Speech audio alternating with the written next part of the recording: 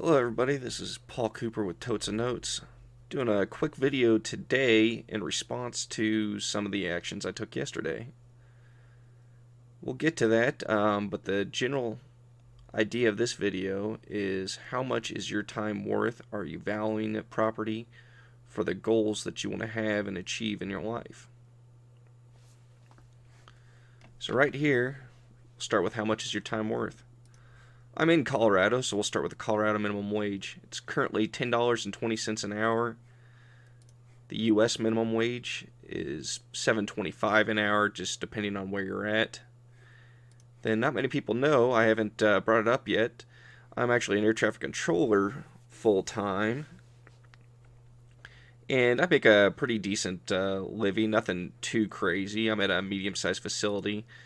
So my average hourly wage changes depending on if I'm working nights, if I'm working in a supervisory role. I get extra time for Sundays and holidays and everything like that. So it's probably roughly about $50 an hour if you include all that in. So I do all right.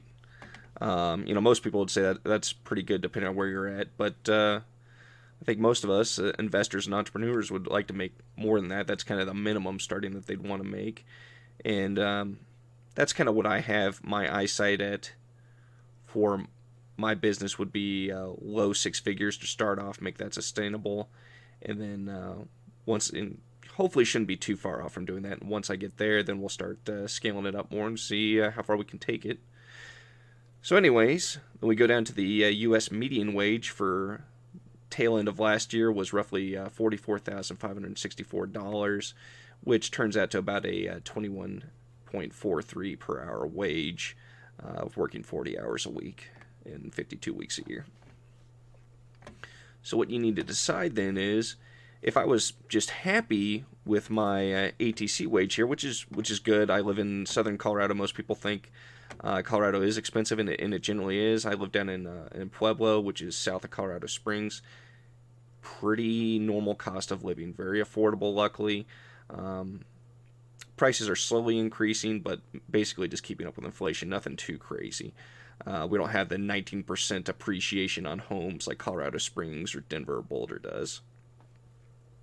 So if I was living up there, then yeah, I may be hurting a little bit more because my home would probably cost 3 times what I'm paying for it. So you have to decide what you want your annual income to be. What I'm making now is good and everything, but obviously I'd like to make more, and it'd be nice to have the option that if I wanted to leave that and do something else, that I'd have the income to support my family. So what would I personally be looking for? Why don't we just start at $250,000 a year? I think that's very achievable for most businesses. And if you're running a business and you can't make at least that a year on 40 hours or less, you may want to rethink your business model, because are you just buying yourself another job?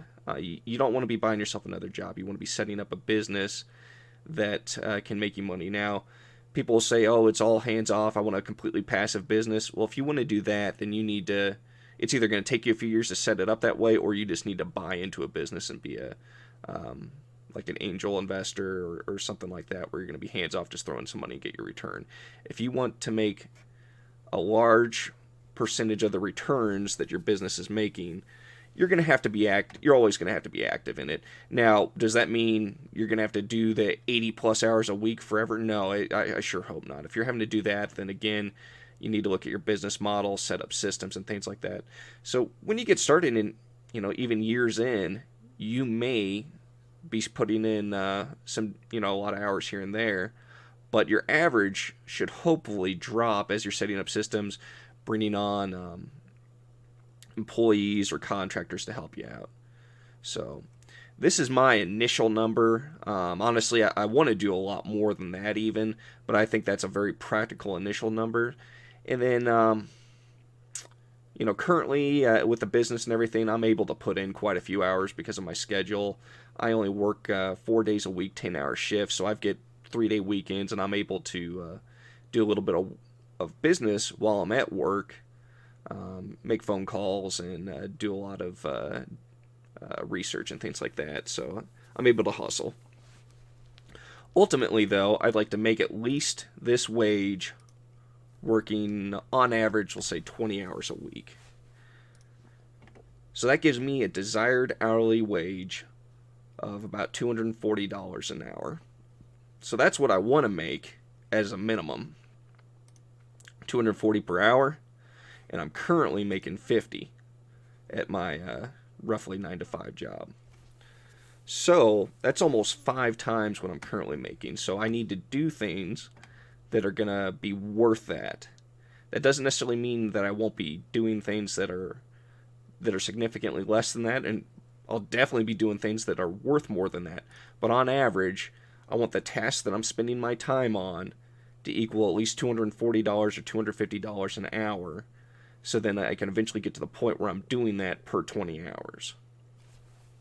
And that should get me the bare minimum that I want to get. So all I have for now on this video. If you have any questions, please reach out to me at paul@totesandnotes.com. You can also call or text my cell phone number, which is 913-972-7251. I'll put it up for you. So if you guys have any questions or comments, anything you like, you don't like, just let me know here. And I'll get back to you as soon as I can.